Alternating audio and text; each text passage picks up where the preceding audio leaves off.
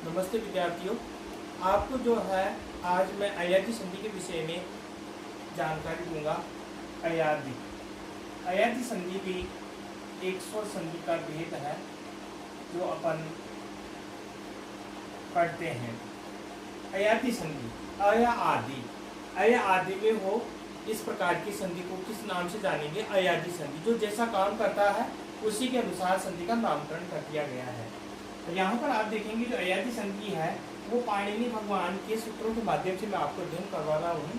सूत्रों के माध्यम से केवल एक छोटा सा सूत्र याद करने से ही हमें वो संधि कंप्लीट तैयार हो जाती है, जबकि हिंदी के अंतर्गत हमें बड़े नियम याद करने होते हैं, उसके बाद में फिर हम संधि समझ सकते हैं।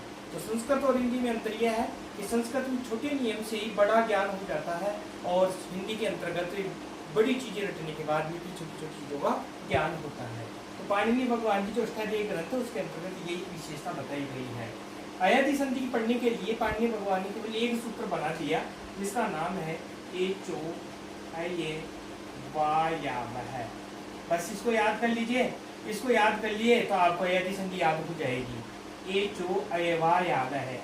इसका जब मैं खंडन करूंगा तो इसमें से एच है, फिर अये, अव, आय और आ ऐसे निकलता है। एज का मतलब क्या होता है? एज का मतलब एज प्रत्याहार होता है, जो आपको बता रखा है। प्रत्याहार कैसे बनाते हैं? चतुर्दश समावेश सूत्रों से जो प्रत्याहार बनते हैं वो प्रक्रिया मैंने आपको समझा दी है। एज का मतलब ए से शुरू करेंगे, ए, ओ, आई और औ, ये चार वर्ण होते हैं। एचो अयवा में क्या कहता है कि एच को क्रमशः अय, अव, आय और आव आदेश होता है, लेकिन बाद में क्या हो? अच परे में हो। अच परे रहता। अच का मतलब क्या होता है? स्वर बाद में होता है। तो फिर एच के आने वाले वर्णों के स्थान पर क्रमशः का मतलब कि एच में क्रमशः क्या आया है? पहले ए आया है, फिर ओ आया है, फिर आई आया है, फिर औ आया है। तो इसी का क्रमशः देखते हुए पाणिनि भगवान ने ए के स्थान पे यानी ए के बाद में अगर कोई स्वर है या ओ के बाद में कोई स्वर है या आई के बाद में कोई स्वर है या औ के बाद में कोई स्वर है, इसका मैप मैंने आपको पूर्व क्लास में बताया था कि पूरे अच बनाकर उस अच के आधार पर जो स्वर संधि के 5 स्वर भेद होते हैं जो हिंदी में भी चलते हैं, संस्कृत के अंतर्गत 8 बताए थे। तो यहाँ पर वो प्रक्रिया मैंने समझा दी थी आपको कि ए, ओ, आई, औ के बाद में अगर स्वर होता है तो अयादी संधि हो जाती है। अब क्या होगा? जैसे ए आया तो ए के स्थान पर हम क्या कर देंगे? अय आदेश कर देंगे। औ आएगा तो औ के स्थान पर क्या आदेश कर देंगे? अव आदेश करेंगे। आई आएगा तो आई के स्थान पे क्या आदेश करेंगे? आव आदेश करेंगे। और औ आएगा तो औ के स्थान पे क्या आदेश करेंगे? सॉरी, आय आदेश करेंगे। और औ आएगा तो औ के स्थान पे क्या आदेश कर देंगे? आव आदेश कर देंगे। लेकिन कब करेंगे? जब इनके बाद में कोई स्वर रहेगा तो, अन्यथा नहीं करेंगे। अब कहा कि फिर बताइए, तब यहाँ पर एक उदाहरण कहा है इन्होंने, हरे धन ए। हरे धन ए, हरे में क्या है? ए है और बाद में क्या है? ए है। अब ए और ए आ गया तो यहाँ तो गड़बड़ हो गया। आपने वृद्धि संधि के अंतर्गत ये पढ़ा था कि ए के बाद में ए आप तो वृद्धि एक आदेश हो जाता है, लेकिन यहाँ तो वृद्धि हो ही नहीं रही है, यहाँ तो अयादी संधि हो रही है। तो मैंने आपको एक क्रम बताया था अष्टाध्यायी का कि एक के बाद दूसरा सूत्र आता है, दूसरे के बाद में तीसरा सूत्र आता है, तो एक अधिकार तो एक समग्र बड़ा क्षेत्र बन जाता है। लेकिन जहाँ पर क्या होता है कि जैसे वृद्धि ने कह दिया कि एच रहने पर ऐसा होगा कि ए के बाद में ए आ जाए या ए के बाद में जो स्वर आ जाए तो वृद्धि एक आदेश होगा। तो यहाँ पर वृद्धि में तो अपन ने क्या पढ़ा था? वृद्धि में तो अपन ये पढ़ा था वृद्धि रेखी यानी एच के रहने पर क्या होगा? एच के रहने पर वृद्धि एक आदेश होता है। तो वो तो अ या आ वर्ण के बाद में एच होगा तब होगा। तो यहाँ पर कोई वृद्धि एक आदेश नहीं कर सकते हैं अपन।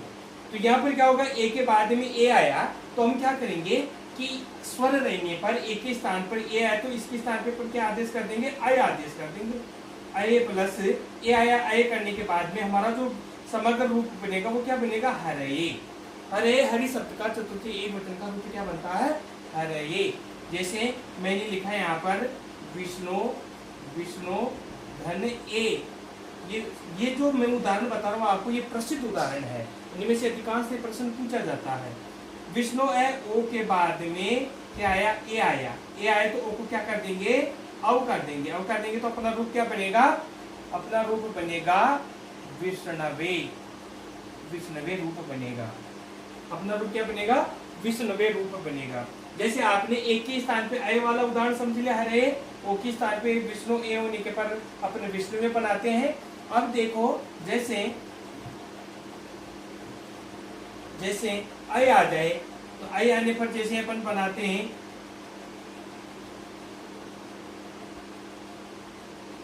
नेदन अक, नेदन अक। अब नेय में क्या है, ए ही है, और ए के बाद में क्या है, ए है, स्वर आ गया तो ए के स्थान पे क्या कर देंगे, आय कर देंगे। जब आय कर देंगे तो क्या बनेगा, नायक, क्या बनेगा, नायिका बनेगा। अक करेंगे तो क्या बनेगा, नायिका बनेगा। अब जैसे आव करेंगे तो क्या बनाएंगे अपन, पौधन अक। बहुत बार प्रश्न पूछा इससे, पौधन अक, पौ में क्या है, औ है, और बाद में क्या है, अक है। तो अपन क्या करेंगे, औ के स्थान पे क्या कर देंगे, आव कर देंगे। जब आव कर देंगे तो क्या बन जाएगा, पाव के बन जाएगा, क्या बन जाएगा, पाव के बन जाएगा। तो चारों के चार उदाहरण मैंने आपको समझाए कि जैसे ए आएगा तो आई कर देंगे, ओ आएगा तो औ कर देंगे, आई आएगा तो आई कर देंगे, और औ आएगा तो आव कर देंगे। लेकिन कब करेंगे, जब इन चार स्वरों के बाद में, लास्ट की जो चार स्वर है उसमें ए ओ आई औ, इनके बाद में अगर कोई स्वर आता है तो फिर अयादि संधि हो जाती है। अयादि का नाम कैसे पड़ा, क्योंकि यहाँ पर पहले अय आया है, आदि में कौन बैठा है, अय बैठा है, इसलिए इसका नाम लिख दिया कि जो आय आदि में आता हो उसके नाम से अयादि नाम इसका नामकरण कर दिया गया है। तो इस प्रकार से अयादि संधि के अंतर्गत अपन इस सूत्र से इन उदाहरणों के अंतर्गत बात समझ सकते हैं। और भी अपन कई उदाहरण ले सकते हैं और आराम से समझ सकते हैं। जैसे पवन है, भवन है, जैसे मैंने लिखा है यहाँ पर पवन, मैंने लिख दिया यहाँ पर भवन, ठीक है नहीं है। जैसे मैंने लिख दिया यहाँ पर पवित्र, पवित्र, ठीक है। जैसे मैंने लिख दिया यहाँ पर चयन, चयन, ठीक है। अब यहाँ पर संधि विच्छेद करेंगे, संधि विच्छेद करेंगे तो देखो जहाँ अव आ रहा है, फिर अव आ रहा है, फिर अव दिख रहा है, फिर अय दिख रहा है, तो आपको पता है अय और अव कौन कौन से वर्णों के स्थान पे होते हैं। जैसे अय तो किसके स्थान पे होता है, ए के स्थान पे होता है, अव किसके स्थान पे होता है, ओ के स्थान पे होता है, और आय किसके स्थान पे होता है, अय के स्थान पे होता है, आव किसके स्थान पे होता है, औ के स्थान पे होता है। तो यहाँ पर आप देखेंगे कि जब अव आ रहा है तो अपन संधि विच्छेद किसका देखेंगे, ओ का संधि विच्छेद करेंगे। यहाँ पर तो कैसे करेंगे, ओ धन अन, जैसे यहाँ पर भी किसका करेंगे, बोधन, बोधन अन। यहाँ पर किसका करेंगे, जैसे पोधन इत्र, जैसे चेदन, चेदन अन, हो रहा है। अब ओ के स्थान पे क्या हो जाएगा, औ हो जाएगा, अवधन अन, और फिर आधा रह जाएगा, क्या बन जाएगा, पवन बन गया। यहाँ पर जैसे बो को क्या हो जाएगा, बो को क्या हो जाएगा, अव हो जाएगा, और अन का अन, और भ आधा, और क्या बनेगा, भवन। फिर यहाँ पर भी क्या है, ओ को अब कर देंगे तो प अव, अव, फिर इत्र, और मिलाएंगे तो क्या बनेगा, पवित्र। और यहाँ पे क्या होगा, चे को आई कर देंगे, जब चे को तो आधा, अय और अन, और मिलाएंगे तो क्या बनेगा, चयन। तो इस प्रकार से हम अयादि संधि एक ही सूत्र से आराम से समझ सकते हैं। एक सूत्र याद कर लीजिए, आपको अयादि संधि याद हो जाएगी, इसके नियमों को रटने की जरूरत नहीं पड़ेगी। ए चो अयवाय आव है, ये सूत्र क्या कहता है, एच को क्रमशः अय अव आय और आव आदेश होता है, लेकिन कब होता है, अच परे रहते। तो ये अच परे रहते तो अपन सभी में पढ़ते हैं कि अच परे रहते ऐसे होता है, अच परे ऐसे होता है। तो स्वर के बाद में स्वर रहे तो अपन स्वर संधि के विषय में इस प्रकार से ज्ञान करते आ रहे हैं। तो अयादि संधि के समझने के लिए हमें कौन सा सूत्र याद करना पड़ेगा, एचो अयवा याव है। एचो अयवा याव है, ये सूत्र तो हमें अयादि संधि अच्छी तरह से कंप्लीट करा देता है। लेकिन कुछ ऐसे अपवाद होते हैं जिनकी वजह से कई बार अपन ये देखते हैं कि इसमें अयादि संधि है या नहीं है। तो ऐसी स्थिति में अपन को क्या करना पड़ेगा, उन नियमों को भी अध्ययन करना पड़ेगा, उन नियमों को भी देखना पड़ेगा कि अयादि संधि और कहाँ पर होती है। अब जैसे अगला एक नियम बताया, पाणिनि ने एक सूत्र बताया है, वांतो ही प्रत्यय, वांतो ही प्रत्यय, ऐसा एक नियम बताया है। इन्होंने कहा है वांत होना चाहिए। वांत का मतलब वह अंत में हो, वह अंत वाला जो आदेश करते हैं। क्या आदेश की पढ़ा अपन ने पहले, एचो अयवा यावय में जो अपन आदेश करने जा रहे हैं उसमें दो आदेश ऐसे हैं जिसके अंत में वह है। दो आदेश कौन कौन से हैं? एक तो है अव, जो अपन किसके स्थान पे करते हैं? ओ के स्थान पे करते हैं। और दूसरा कौन सा है? आव, जो किसके स्थान पे करते हैं? औ के स्थान पे करते हैं। तो इन्होंने वांत के लिए कहा कि वह अंत वाला जो आदेश करने जा रहे हो तो वो वह अंत वाला आदेश हो जाए, लेकिन कब हो? वो हो यकारादि प्रत्यय परे रहते, यकारादि प्रत्यय के परे रहने पर। यकारादि का मतलब क्या होता है? ऐसा प्रत्यय हो जिसके आदि में ये बैठा हुआ हो, ऐसा प्रत्यय हो जिसके आदि में ये बैठा हुआ हो, तो वो कौन सा प्रत्यय कहलाएगा? यकार आदि प्रत्यय कहलाएगा। अगर यकार आदि प्रत्यय हुआ है, ठीक ही नहीं है, तो ऐसी स्थिति में भी हम ओ के स्थान पर अव आदेश करेंगे और औ के स्थान पर आव आदेश करेंगे। कह दिया कि ओ के स्थान पर अव और औ के स्थान पर आव आदेश होगा, आव आदेश करेंगे। लेकिन कब करेंगे? इन वर्णों के बाद में, मतलब ओ के बाद में या फिर औ के बाद में क्या आ जाए? यकारादि प्रत्यय आ जाए। यकारादि प्रत्यय आ जाता है तो फिर हम क्या कर देंगे? अयादि संधि कर देंगे। जैसे मैंने लिखा यहाँ पर गव्यम, यहाँ पर क्या लिखा? गव्यम। अब गव्यम का संधि छेद करते हैं तो क्या होता है? गोधन यम, गोधन यम। गोधन में गो के ओ के बाद में यम आया है। यहाँ पर यम जो ये यह है, यहाँ पर इससे पहले एक यत प्रत्यय होता है। अचो यत नाम का एक नियम है जो अपन प्रत्यय के अंतर्गत पढ़ेंगे। उससे यहाँ पर क्या होता है? यत प्रत्यय हो जाता है। और यत प्रत्यय होने के बाद में यहाँ पर अनुबंध लोप करने पर सिर पर ये बचता है। ये बचने पर गोधन ये बन जाता है, गोधन ये बन जाता है। और नपुंसकलिंग में बनाने के लिए यहाँ पर इसके पीछे मैं लगाया जाता है, इसीलिए मैं लगा हुआ है यहाँ पर। अब ये यकारादि प्रत्यय होने की वजह से यहाँ ओ के स्थान पे क्या कर देंगे? औ कर देंगे। जब औ कर देंगे तो अपना जो रूप है वो क्या बनेगा? गव्यम रूप सिद्ध हो जाएगा। गव्यम गो विकार है कि गव्यम में प्रश्न कई बार पूछा कि गव्यम में कौन सी संधि है? तो गव्यम में अयादि संधि है। देखो ओ के बाद में अच भी नहीं है पर में एचो अयावय ने तो अच के लिए कहा था, लेकिन बिना अच के बाद भी यहाँ पर अयादि संधि हो गई है। अयादि संधि का अपन ज्ञान कर लेते हैं। जैसे नौधन यम, नौधन यम, यहाँ पर भी कोई सेम स्थिति है। यत प्रत्यय हुआ है और नपुंसक लिंग में होने की वजह से यहाँ पर मैं लगा दिया है। तो यत प्रत्यय यकारादि प्रत्यय होने की वजह से वांतो ही प्रत्यय नियम से यहाँ पर नाव्यम में भी क्या हो जाता है? औ को आव आदेश हो जाता है। तो न आव धन यम और अपन मिलाएंगे तो क्या बनेगा? ये नाव्यम बन जाएगा। क्या बनेगा? नाव्यम बनेगा। तो नाव्यम, गव्यम, नावातार्यम इति नाव्यम। जो नाव को तैराने वाला होता है, जो नाविक होता है, उसको अपन क्या बोलते हैं? नाव्यम बोलते हैं। और गो विकार को अपन गव्यम बोलते हैं। जो गाय का जो गोबर होता है उसको गव्यम के नाम से जानते हैं। इस प्रकार से अपन अयादि संधि में भेद पढ़ सकते हैं। और भी अपन देख सकते हैं, जैसे हव्यम है, भाव्यम है। जैसे हव्यम है, भाव्यम है, लाव्यम है। लुई छेदनी धातु से लाव्यम बनता है, लव्यम बनता है। जैसे भाव्यम है, भव्यम है, लव्यम है, लाव्यम है।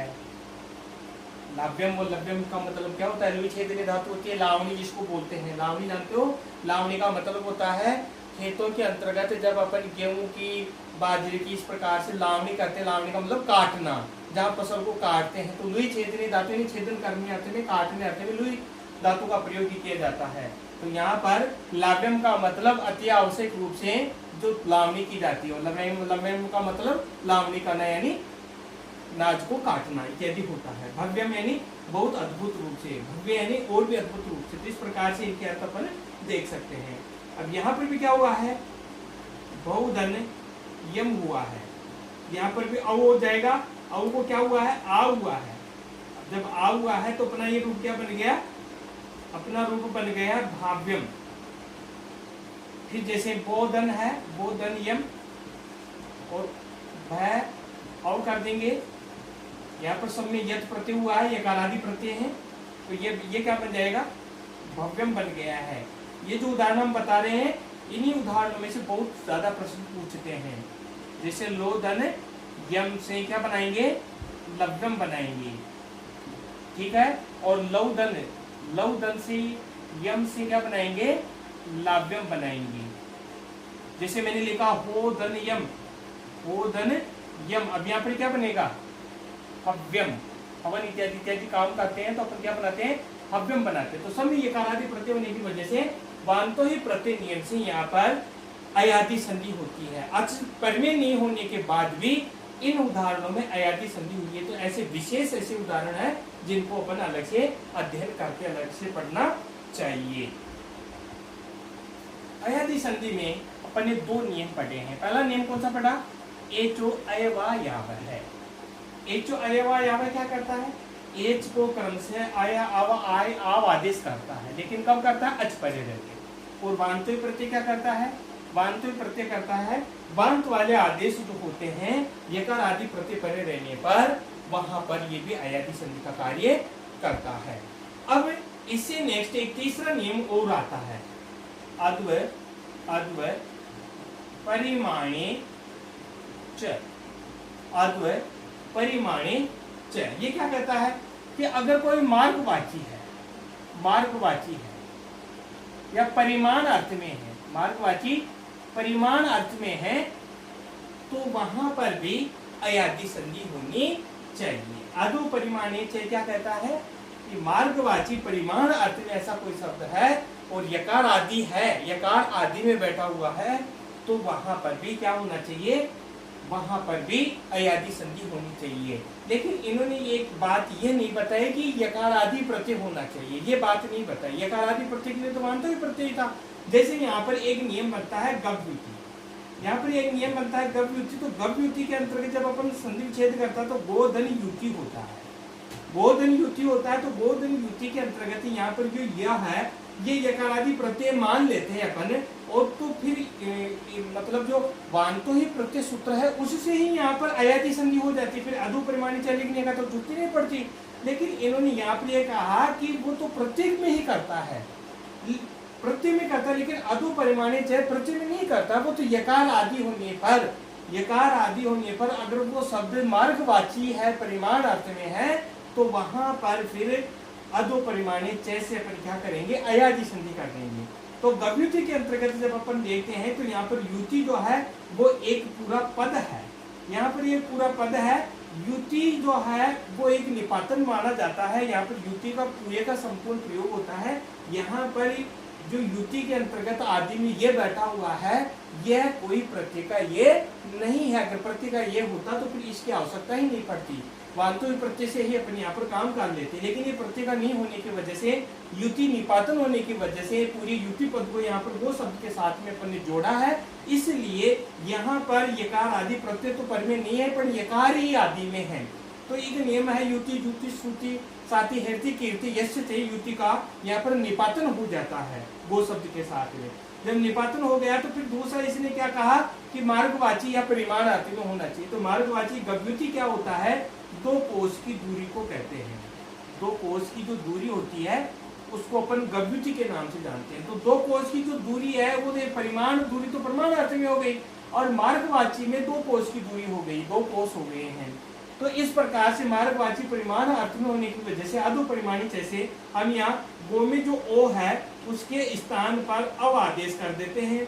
अव आदेश करेंगे तो क्या बनेगा, ग अवयुति और गव्युति। इस प्रकार से अपन इस रूप को बना सकते हैं आराम से। गव्युति का मतलब गोचर की भूमि भी अपन बोलते हैं कि जो जहाँ पर गाय चरती है वो भूमि भी अपन इस नाम से इसको जानते हैं। और गव्युति का मतलब दो कोश की दूरी को भी माना जाता है। तो अयादि संधि के अंतर्गत मैंने आपको तीन नियम बताए हैं, तीनों नियम आप आराम से याद कर लेना। आप यदि संधि कभी नहीं भूलोगे, पहला नियम एचो अयवाय आवा है, दूसरा वांतो ही प्रत्यय और तीसरा अर्ध परिमाणे च, जिनके सभी उदाहरणों को मैंने आपको अच्छी तरह से बताया है। आप अन्य और उदाहरणों के साथ भी इस प्रकार की संगति करके अभ्यास कर सकते हैं। थैंक यू, धन्यवाद।